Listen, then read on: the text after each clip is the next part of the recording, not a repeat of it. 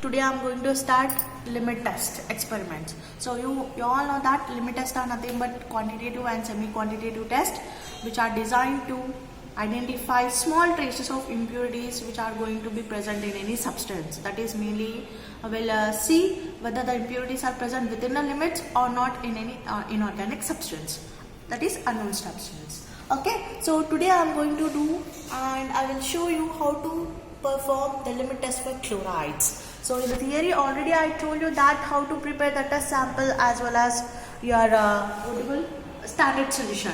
So coming to the principle, you all know that the principle of your limit test for chlorides is simply based upon the reaction between the soluble chlorides which are present in your test sample, and after that the soluble chlorides reacts with your AgNO3 solution in presence of nitric acid. It will give AgCl and NO3. So because of this formation of AgCl, so we are getting the turbidity or opalescence. That opalescence and turbidity of your test solution should be compared with the standard solution. So limit tests are nothing but this is a comparison test. So in this test we are going to compare the turbidity or opalescence of the test solution with the standard solution.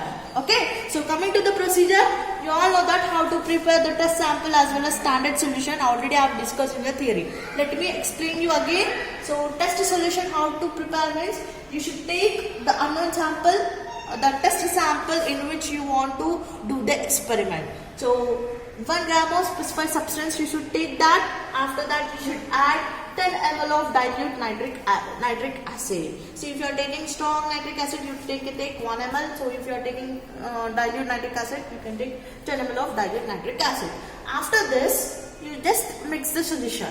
After that, what is the thing is, you should adjust the volume to 50 ml. So make up the volume to 50 ml with distilled water. So I told you, adding 50 ml and make up in 50 ml. Slight difference is there. So makeupping means you are adjusting the volume to 50 ml. You should not add 50 ml. Just make the solution to 50 ml with distilled water. After that, you need to add 1 ml of AgNO3 solution. So after adding the AgNO3 solution, you should keep for 5 minutes. After 5 minutes, you will get the turbidity or opalescence depending upon the amount of chloride impurity which is going to be present in an unknown or specified substance. Okay, so the reaction in this is nothing but the soluble chlorides.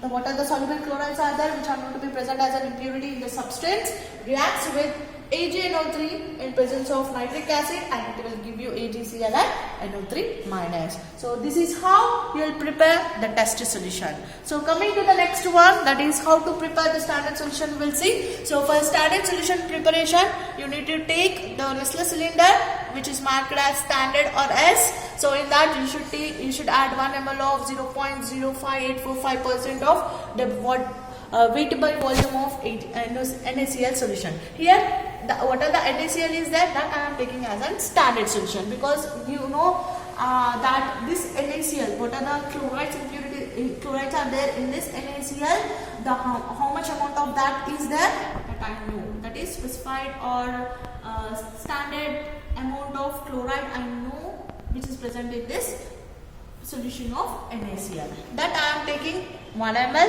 After that, you should add 10 ml of dilute nitric acid, and next you should adjust the volume to 50 ml with distilled water. That is same like that. That is same like your test solution. Here also you should make the volume to 50 ml. That is 50 ml with distilled water. Then you should add 1 ml of AgNO3 solution. After adding AgNO3 solution, just mix with the glass rod. After that, keep it for 5 minutes. You will get the opalescence or turbidity. Okay, so we'll see those principle involved in your standard solution. So in the standard solution, we are taking the standard substance as NaCl.